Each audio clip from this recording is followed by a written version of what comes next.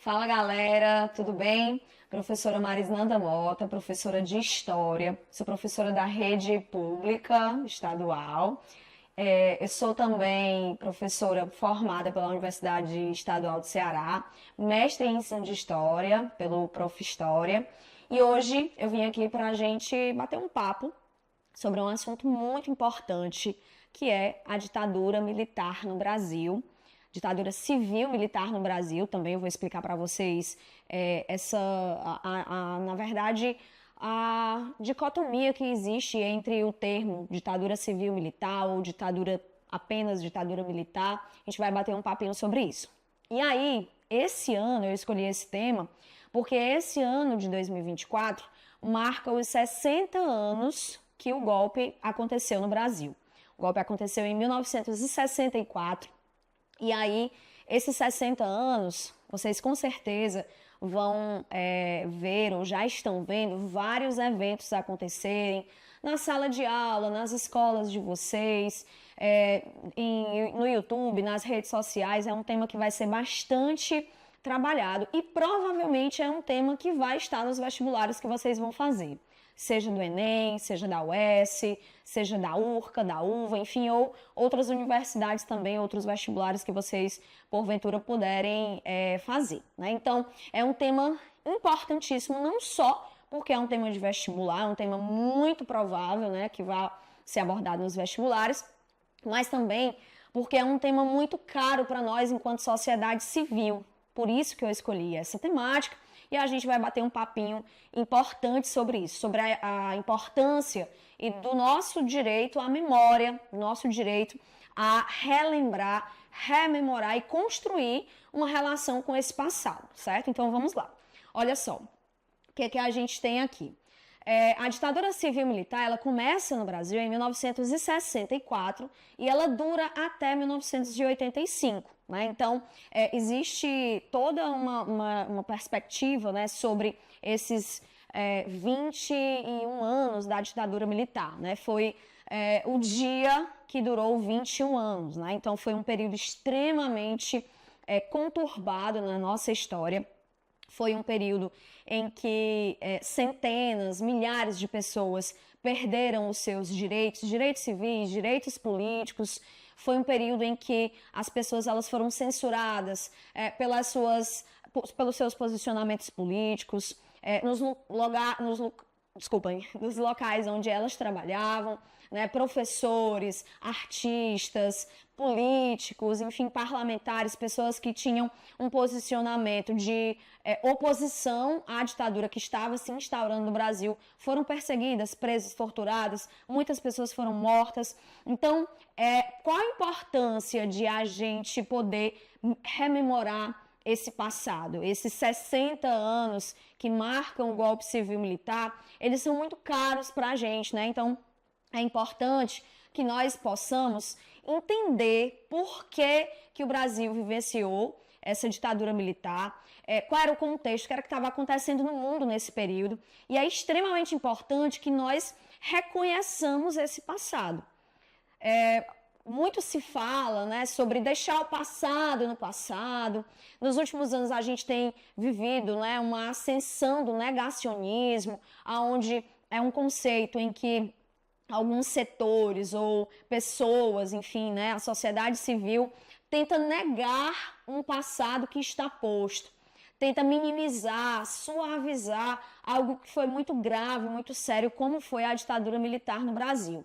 Então, o negacionismo, ele precisa ser enxergado, identificado e combatido por nós, pela sociedade civil principalmente. Então, qual é a importância de a gente manter a memória da ditadura militar, da gente revisitar, da gente estudar, de nós falarmos sobre isso? Vocês vão escutar muito falar sobre isso, principalmente esse ano. O Brasil ele tem essa, digamos que uma espécie de dedicação, digamos assim, uma espécie de relação mais forte com essas datas fechadas, né? Então são 60 anos, são 6 décadas em que o Brasil vivenciou esse golpe. E aí por que a gente precisa falar disso. Primeiro, a gente não pode nunca esquecer que esses 21 anos de ditadura militar no Brasil foram extremamente prejudiciais para a nossa democracia, para os direitos humanos, para o avanço das nossas instituições. E esses 21 anos, eles provocaram um atraso muito grande em todas essas áreas da sociedade, esses aspectos, né, da sociedade civil. Então, por que é importante falar? Por que é importante rememorar a ditadura civil-militar no Brasil? Porque é importante manter a memória viva, manter a memória crucial para que a gente possa preservar e reconhecer a importância da nossa democracia. Né? Então, eu trago aqui para vocês, por exemplo, alguns aspectos que a gente precisa levar em consideração. Por que é necessário a gente nunca esquecer? Né? Primeiro, preservar a história, garantir que as gerações futuras e que, no caso, agora, né, a nossa geração, ela tem acesso à verdade sobre esse período.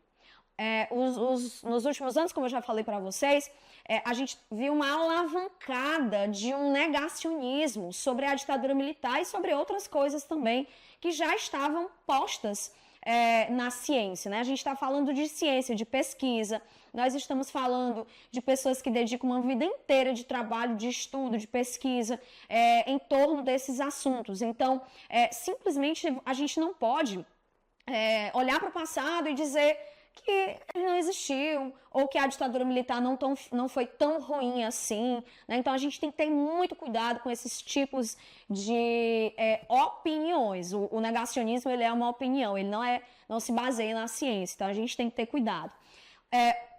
Justiça e reparação. O Brasil, ele teve uma relação um tanto quanto complicada com a ditadura militar e com o fim dessa ditadura militar no Brasil. Existe um historiador chamado de Carlos Fico, que ele é um profundo pesquisador, uma das maiores autoridades do Brasil quando se fala de ditadura militar, e ele faz uma crítica muito pontual, muito severa e muito importante sobre a Constituição de 1988, como foi que ela arrematou o final da ditadura no Brasil. Percebam, o Brasil estava vivendo uma ditadura ao longo das décadas de 60, 70 e 80, ao mesmo tempo que outros países aqui da América Latina também viviam esses governos de exceção, como a Argentina, o Chile. E o Brasil, ele foi um dos países que não puniu, não investigou e não criminalizou os agentes do Estado brasileiro, né, os militares, enfim, os civis também, né, que contribuíram para esse regime de exceção. Viramos simplesmente a página e deixamos esse passado lá, sem tocar, arquivos perdidos, arquivos que até hoje não foram divulgados. Então, a Constituição de 1988, ela faz uma espécie de... ela coloca uma pedra em cima desse assunto. E isso foi muito prejudicial para a consolidação das nossas instituições e da nossa democracia. Não é à toa que nos últimos anos nós vimos crescer um movimento muito forte de alguns setores da sociedade civil, principalmente, e também dentre a classe política, até também dentre as Forças Armadas, uma espécie de desejo de retorno de alguns instrumentos de censura do período da ditadura militar, como o Ato Institucional número 5, que a gente vai já falar sobre ele daqui a pouquinho. Então, é importante a gente reconhecer esse passado, porque a gente precisa prestar atenção sobre isso. Aconteceu justiça e reparação com os familiares de pessoas que foram torturadas, que foram presas, que foram mortas, que até hoje estão desaparecidas. Então, o Brasil, ele não lidou bem com com o final da ditadura militar, como, por exemplo, a Argentina. A Argentina, ela foi muito mais severa, né, ao final da ditadura, punindo, prendendo os responsáveis por esse regime de exceção. Outra coisa que é importante, que eu já falei para vocês, consolidação da democracia. quando a gente reconhece o passado, quando a gente sabe que a democracia foi violada e quando a gente sabe que ela é muito cara para nós, a nossa geração, ela passa a valorizar esse instrumento, né? Ela passa a valorizar as instituições e a democracia.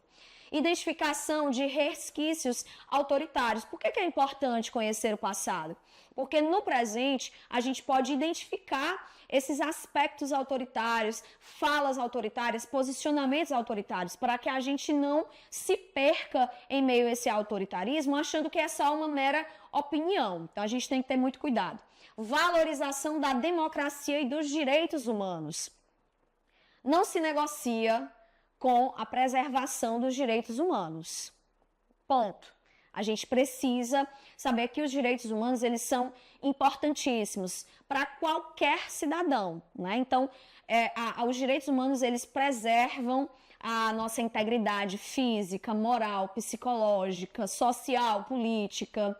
Então, durante a ditadura militar, os direitos humanos foram completamente violados, principalmente com a decretação do ato institucional número 5, que eu falo já para vocês, tá certo?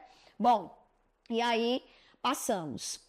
O que era que estava acontecendo no mundo no período da ditadura militar, né? Eu coloquei aqui essa charge para vocês. Essa charge, ela é do Latuf, né? Ela é uma charge de 2008. 2008, no começo dos anos 2000, a gente se aproximava ali dos 50 anos do golpe militar. A gente estava ali no período em que a democracia no Brasil ela estava se reconstituindo, né? 2008 fazia ali cerca de 20 e poucos anos que a ditadura tinha acabado, lá em 1985. Então, se falava muito sobre a publicação de arquivos da ditadura militar que ainda estavam guardados, né, as 7 chaves em vários arquivos aí do Exército Brasileiro, da Marinha, da Aeronáutica, né? Então, assim, a gente precisava... Havia ali uma disputa de narrativa muito grande de artistas, de pesquisadores, de jornalistas, enfim, a imprensa fazia ali uma certa pressão para que esses arquivos eles fossem liberados para que as pessoas pudessem ter acesso, para saber exatamente o que era que tinha acontecido naquele período da ditadura militar, né? Então, o que é que a gente tem aqui? Nós temos uma águia, aonde tem aqui nas partes do corpo dela Brasil, Chile, Argentina, Paraguai, Uruguai e aqui a CIA, né? O que essa charge quer dizer para nós? Pessoal, a gente estava vivendo nesse período a Guerra Fria, então esse era o contexto que o mundo estava vivenciando ali na segunda metade do século XX, né? Então o que a gente percebe? Existia, e até alguns anos atrás, antes da publicação desses arquivos, isso era uma teoria. Com a publicação dos arquivos, a divulgação desses arquivos, foi comprovado cientificamente, existem documentos que comprovam a participação, o apoio dos Estados Unidos, dos governos dos Estados Unidos nas décadas de 60 e 70, apoiando não só ideologicamente, mas também financeiramente, essas intervenções militares aqui na América Latina. Por quê? Qual era o interesse dos Estados Unidos em apoiar o rompimento de processos democráticos nesses países aqui da América Latina? Existia um interesse muito claro. O mundo estava vivendo a Guerra Fria, vocês com certeza já devem ter estudado sobre isso.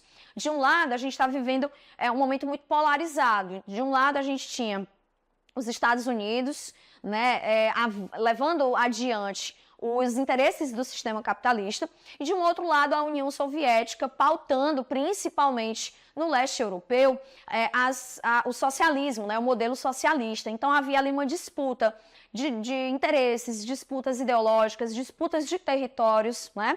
Essa guerra que no seu nome, na sua nomenclatura é chamada de fria ela não teve nada. A gente não teve o enfrentamento direto dessas duas potências, União Soviética e Estados Unidos. Mas, na verdade, elas se enfrentavam, utilizando como, enfim, linha de frente outros países da África, da Ásia, inclusive também aqui na América Latina. Então, por que os Estados Unidos apoiam esses países, apoiam as intervenções militares nesses países aqui da América do Sul? Havia um medo gigante de que o comunismo, né, o socialismo soviético, ele chegasse aqui nesses países, e na verdade chegou. Vamos lembrar um pouquinho da Revolução Cubana de 1959? O que foi que aconteceu? Um grupo revolucionário, liderado ali por Che Guevara, Fidel Castro, Raul Castro, eles incursaram uma revolução que derrubou o governo Fulgêncio Batista, em Cuba, e esse governo se refugia nos Estados Unidos. Na verdade, era um governo apoiado pelos Estados Unidos. Quando os revolucionários derrubam aquele governo, eles tentam um apoio norte-americano, mas fracassado. Os Estados Unidos não apoiam esse movimento revolucionário. Então, naquele mundo polarizado, se não tiveram apoio nos Estados Unidos, eles buscaram apoio na União Soviética. E para a União Soviética foi um prato cheio. Imagine, Cuba é uma ilha muito próxima ao território norte-americano. Então, para a União Soviética, usar a Cuba, né, para chegar, para ter uma espécie de quartel-general, digamos assim, no continente americano, né, no quintal dos Estados Unidos, foi uma estratégia perfeita. Né? Então, a partir de 1960, 1961, a União Soviética passou a apoiar esse movimento revolucionário e o governo instaurado na figura de Fidel Castro. Então, os Estados Unidos temiam que aquilo pudesse acontecer também em outros países, como o Brasil, como a Argentina, Chile, Paraguai. Então, o que vai acontecer? Os Estados Unidos, ele apoia, né, não só apoia, mas ele financia essas intervenções militares, tá? Além disso, no mundo, o que era que estava acontecendo no Brasil? Agitações sociais, reformas de base, crise econômica, isso aqui tudo nos anos que antecederam 1964. Para a gente pensar sobre o golpe civil-militar, a gente precisa entender que ele não começa em 1964. Ele começa pelo menos 10 anos antes, 15 anos antes. Em 1954, antes do golpe ser decretado, né, em 1964, lá em 54, quem estava governando o Brasil era um cara chamado Getúlio Vargas.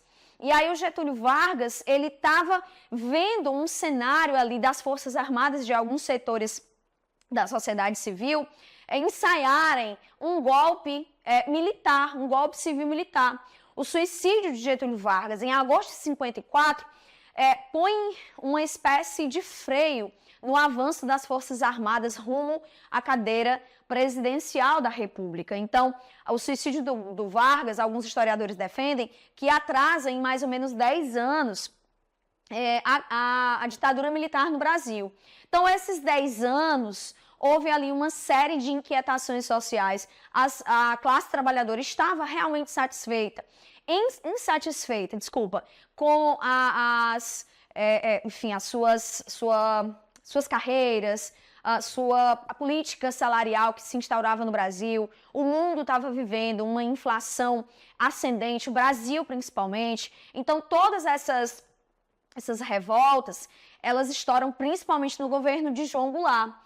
Greves, manifestações estudantis, uma série de insatisfações que vinham não só da sociedade civil, mas também dos militares, das Forças Armadas. Então, se instaurou ali um clima de insatisfação geral.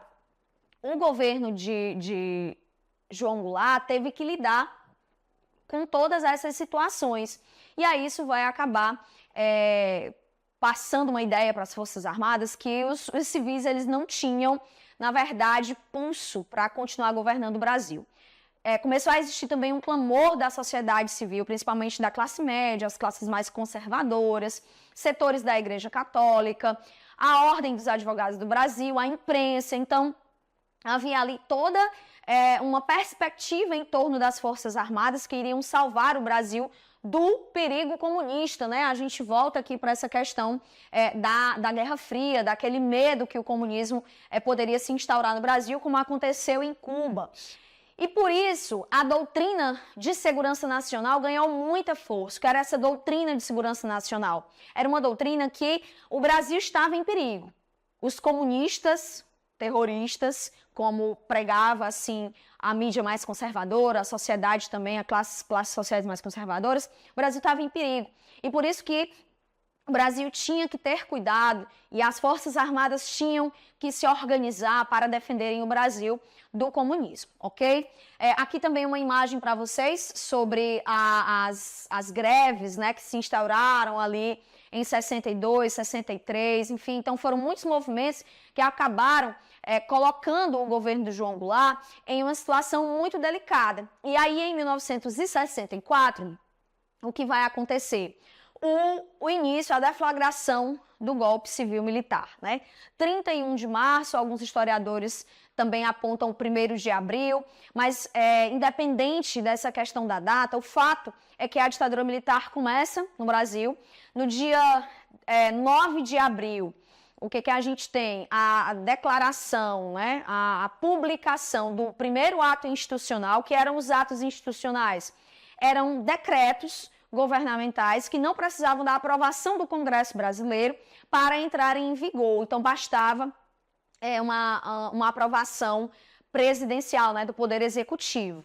E aí, esses atos institucionais, eles vão funcionando ao longo desses 21 anos da ditadura militar como instrumentos do autoritarismo, né, já que não precisava dessa aprovação do Congresso Nacional. Então, era uma coisa que vinha do Executivo, vinha de cima para baixo e tinha valor, né, tinha valor de lei, enfim, então tinha que ser seguido como lei, muito embora não precisasse estar dentro da Constituição, né? Então isso é um instrumento autoritário.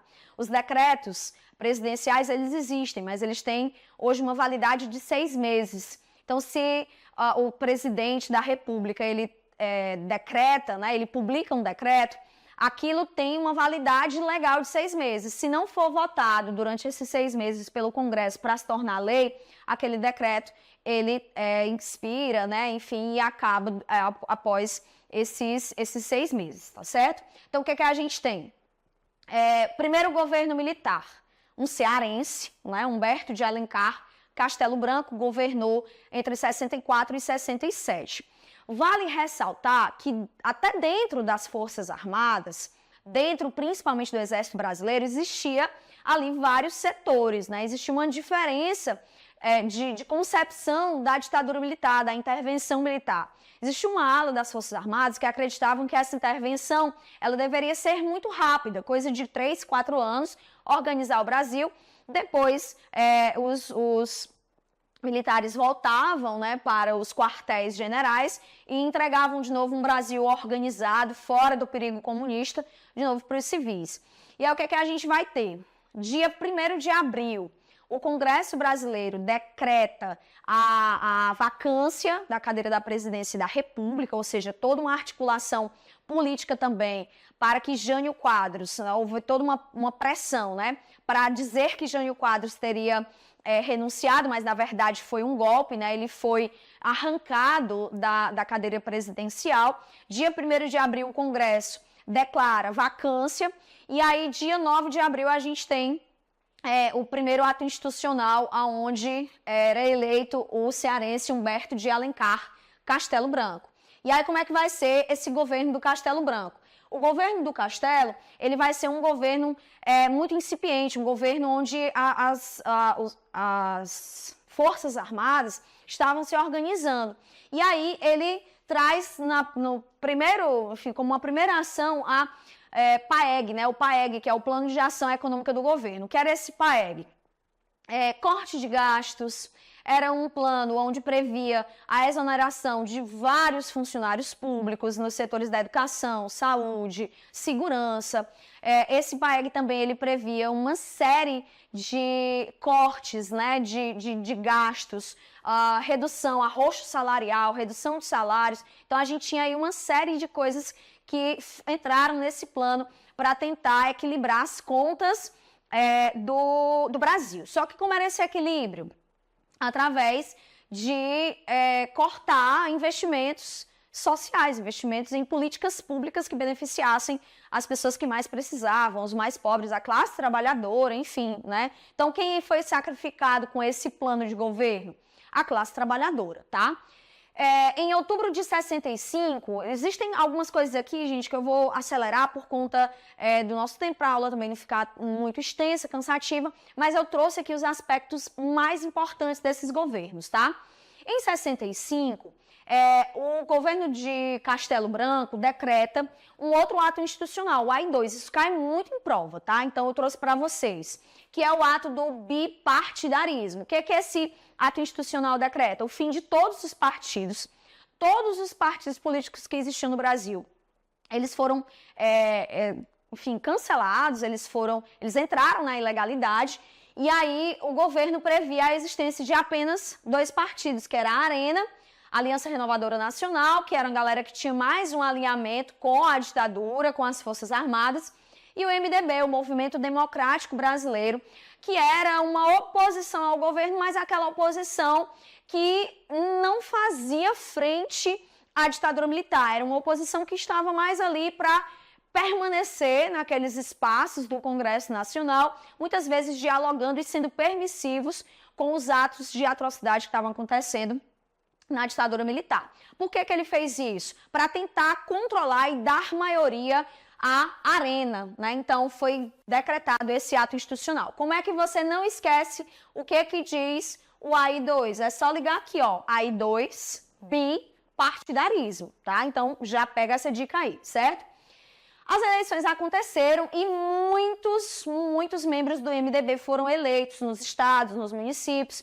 E aí o governo entende que tinha que restringir ainda mais. Vocês percebem que tudo isso vai fechando o cerco e as pessoas, a sociedade civil vai perdendo gradualmente os seus direitos políticos, tá? Então o que a gente tem? O AI-3 em 1966, eleições indiretas para governadores, ou seja, quem era que ia escolher os governadores dos estados? O Congresso. O Congresso que tinha uma boa participação do MDB, mas também que tinha uma forte participação da Arena.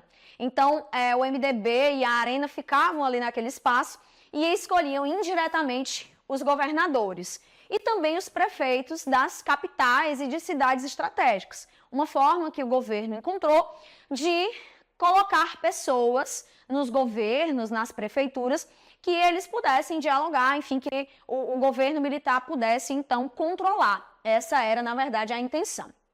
Em 1967, teve uma Constituição que fortalecia o poder executivo, ou seja, que fortalecia o presidente. O presidente podia exonerar funcionários públicos, podia cassar mandatos de políticos, enfim, houve um acúmulo de poder. E o que era a doutrina de segurança nacional, aquela que tinha uma certa... na verdade, que tinha a função, né, de afastar o comunismo no Brasil, deixou de ser uma doutrina e vira lei, entra aqui para fazer parte da Constituição. Agora, o Estado brasileiro, que estava vivendo uma ditadura, tinha o dever constitucional de combater o comunismo no Brasil. E, para isso, alguns outros instrumentos vão ser decretados, vão ser, enfim, condicionados como lei, para que o Poder Executivo pudesse, então, preservar a segurança do Brasil.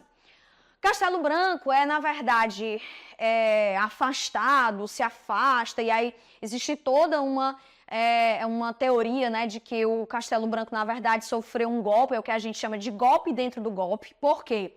Lembra que eu disse para vocês que os próprios setores militares, eles tinham ali uma certa divergência. O Castelo Branco, né, ele liderava o grupo Sorbonne, digamos assim, aqueles militares mais intelectuais. Eles acreditavam que a ditadura, a intervenção tinha que ser rápida e que depois os civis retomariam o poder. Existia uma outra ala dentro das Forças Armadas, que era a linha dura, que eles acreditavam, queriam, enfim, expandir a ditadura militar no Brasil, né, durar mais anos. E aí, como vocês podem ver, a linha dura, de fato, acabou prevalecendo. A gente tem, em 1967, o segundo governo militar, que dura até 69, que é o Costa e Silva, né? Inclusive, é nome de avenida aqui na cidade de Fortaleza e existe todo também uma disputa em torno disso, né? Até quando nomes de avenidas, nomes de escolas acabam preservando a memória de ditadores, né? É uma discussão que se faz muito isso no campo da história, da memória, do patrimônio, tá? Bom, e questão de vestibular, tá? Então é muito importante. Então, Costa e Silva, como foi o governo dele? Foi o endurecimento e enrijecimento da ditadura militar. Quanto mais o governo ficava duro, repressivo e enrijecido, mais a gente tinha as manifestações estudantis, a sociedade civil foi abrindo o olho, alguns setores que apoiaram a ditadura começaram a perceber que ali era uma grande... como é que eu posso dizer para vocês? Era um grande erro, um grande perigo, haveria ali uma série de ferimentos, fugiu agora a palavra, mas existia ali uma série de questões que iriam prejudicar a democracia, os direitos humanos. Então, setores como o da Igreja Católica, OAB, jornais começaram, então, a mudar um pouco de opinião e aí a perseguição ela fica mais dura.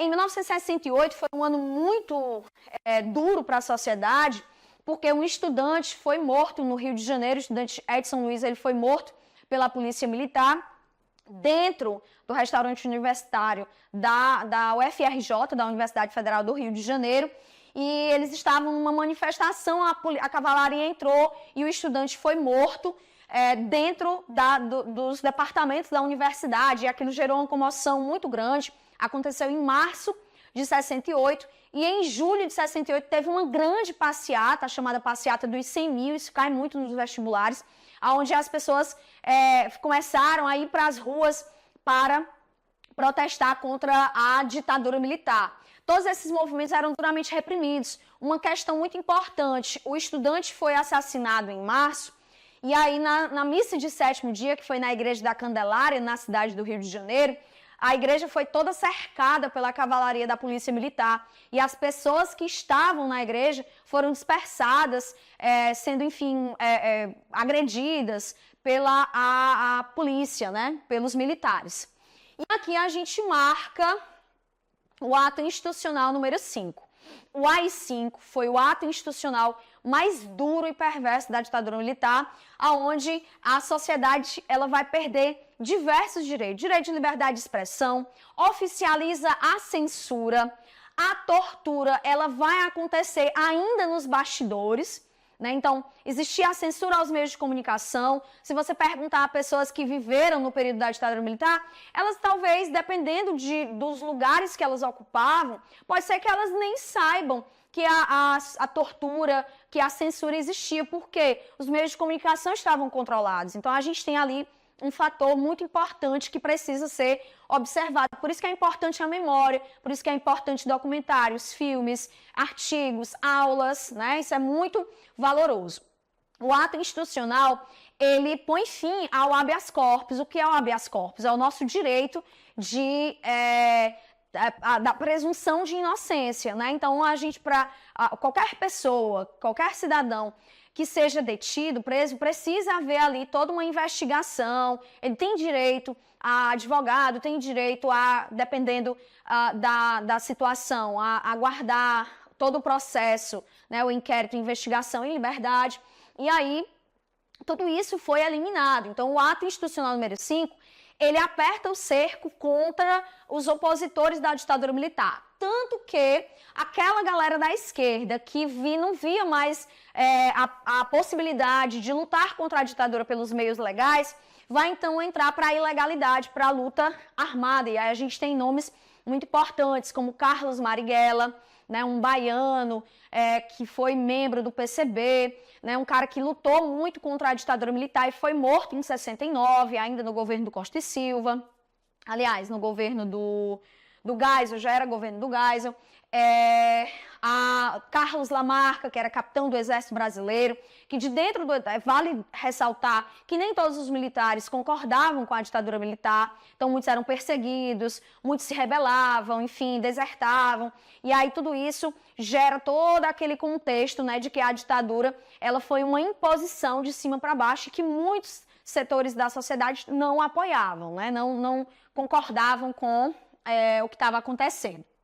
E aí, o ato institucional, ele traz esse cenário de censura, tortura, né? Então, a partir do AI-5, muitas pessoas eram presas por apenas serem suspeitas de participarem de movimentos que eram considerados ilegais para a ditadura militar, professores, estudantes, enfim, advogados, padres, pessoas que tinham ligação com algum movimento de oposição à ditadura militar, poderiam ser presos, torturados, censurados, exilados, né, expulsos do país, enfim. O AI-5, ele trouxe aí, se tornou um instrumento de repressão para a ditadura militar, certo?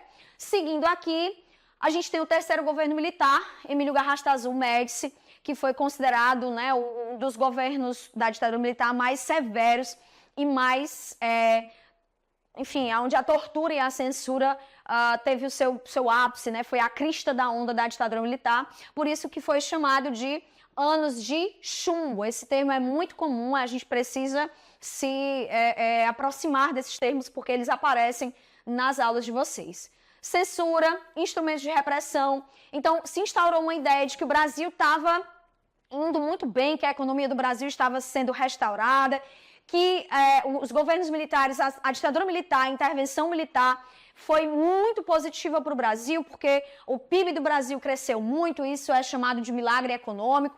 De fato, o PIB cresceu.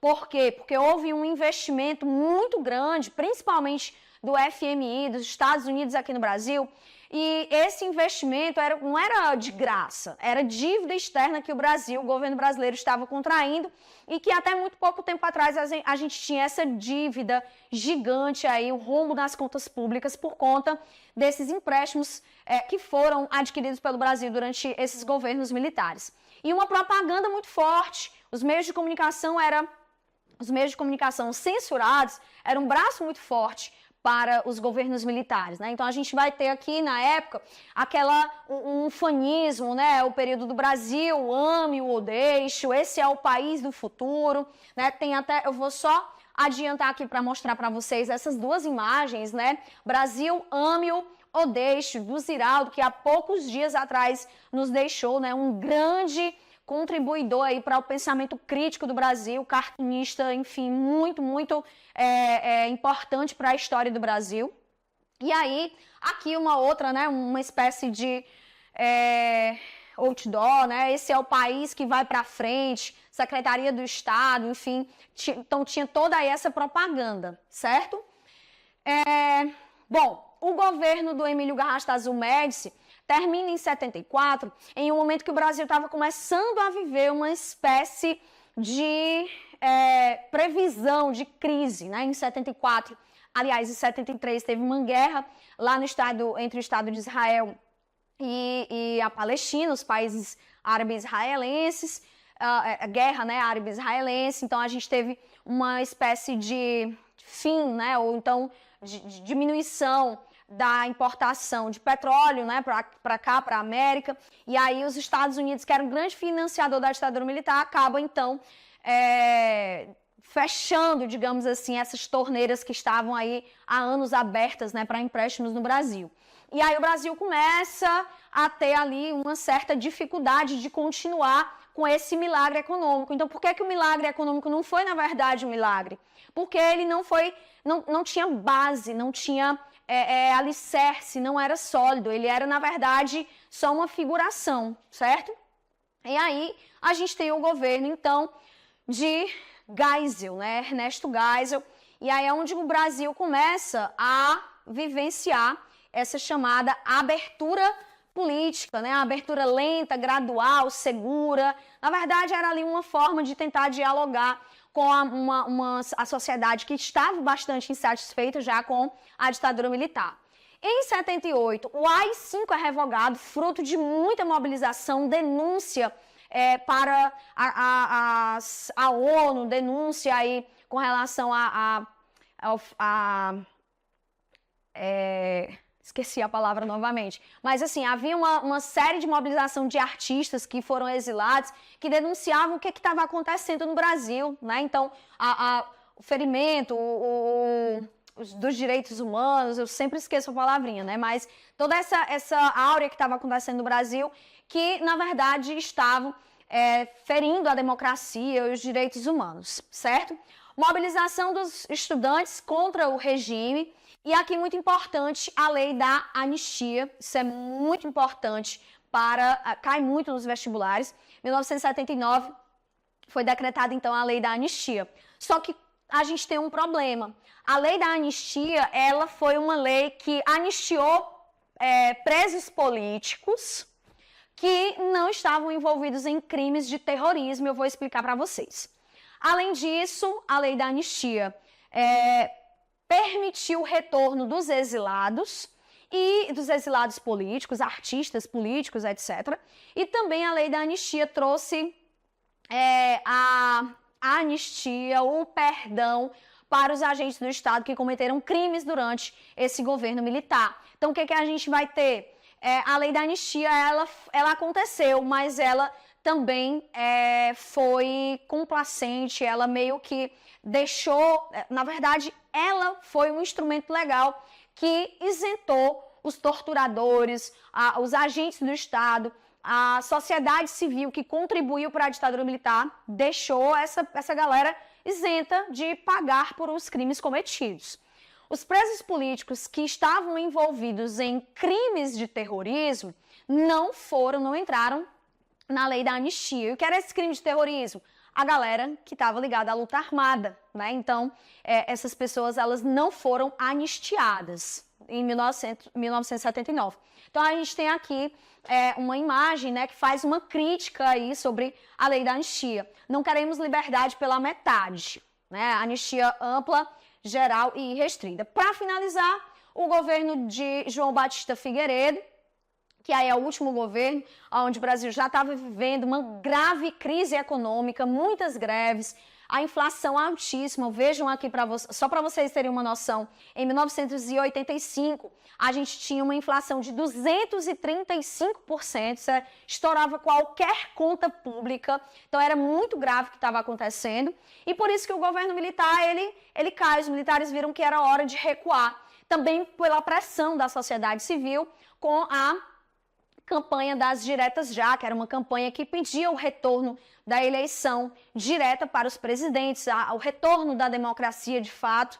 E aí as diretas já foram votadas, né? Foi um projeto de lei votado em 1984, mas o projeto de lei para aprovar imediatamente que a população pudesse votar de novo para presidente não foi aprovada no Congresso.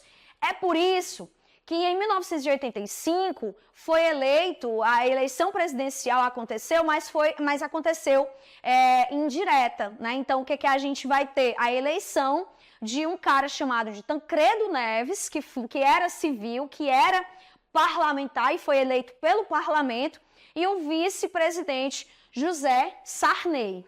Por fim, para a gente não esquecer nunca que a ditadura militar ela precisa ser estudada, rememorada e combatida. Qualquer tipo de flerte com o autoritarismo, com enfim, setores que atacam as instituições, qualquer flerte com o autoritarismo precisa ser combatido, e é por isso que a gente precisa, por memória, verdade e justiça, ontem, hoje e sempre, para não esquecer jamais. Obrigada, um forte abraço.